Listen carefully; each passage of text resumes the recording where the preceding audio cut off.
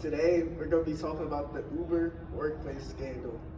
The Uber workplace scandal took place in 2017.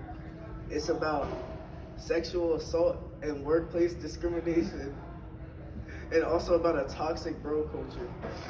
This event led to over 20 employees getting terminated, multiple financial settlements, and the co-founder, CEO Travis Kalanick, resigning. All right, go. In February 2017, former site reliability engineer Susan Fowler published a damning blog exposing experiences she detailed on an environment where her manager propositions her for sex on her first day. When reported to HR, she was told that the manager was a high performer and no action would be taken, while she was threatening with a poor performance review if she did not transfer to a different team. She also noted that after speaking out, she discovered human resources systematically ignored or penalized women who reported similar incidents. Uber has been criticized for a strategy of generally coercing operations in a city without regard for local regulations. Uber called for a public campaign to support this. Uber argued that it was a technology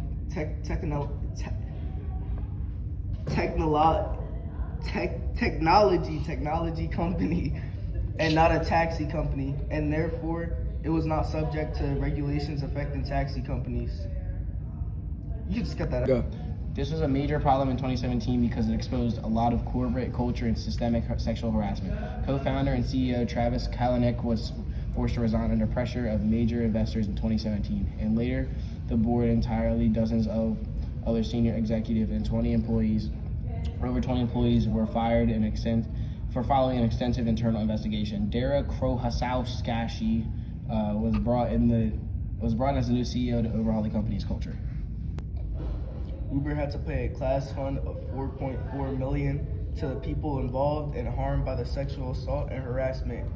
EEOC senior trial attorney Ami Sangavi, who advised on the investigation, added, "This agreement will hopefully empower more women in technology to speak up against sexism in the workplace, knowing that their voices could yield meaningful change." The toxic bro culture was protecting the people who caused the sexual assault because an aggressive toe-stepping core value was often used as an excuse to allow bullying, harassment, and retaliation against colleagues. Let's go. So, have you ever heard of the 2017 Uber workplace scandal? I have not. So, the 2017 Uber workplace scandal, it's about how, like, the CEOs and stuff, well, not the CEOs, but, like, employees were, like, sexually assaulting, like, female employees, and they were getting away with it. Yeah. So, what's your opinion on that? That's disgusting and horrible, and honestly, justice should be served, and all those employees who did that should be fired and put in jail. Now, the thing about that, over 20 people were laid off from Uber, and it eventually ended up to the CEO resigning his position to somebody else because of all the backlash that he faced. Okay. So, Thank you for your time. of course, man. All right, you use Uber? No. All right, so I'm gonna tell you about an incident in 2017 with Uber, right? Mm-hmm. So in 2017, in Uber. No.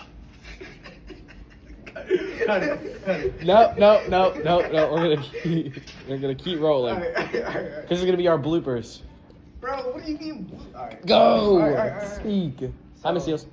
Uber had an incident in 2017 where employees were like sexually assaulting, like, yo, why are you laughing? I'm not laughing, bro. We're sexually assaulting female employees, and that led to getting to over 20 employees getting laid off of their jobs, and the CEO, Kalinsky, I think his name is, he ended up resigning because of all the backlash that he faced.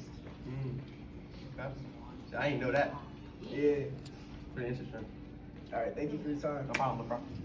All right. Come on, restart. No. We're gonna keep rolling.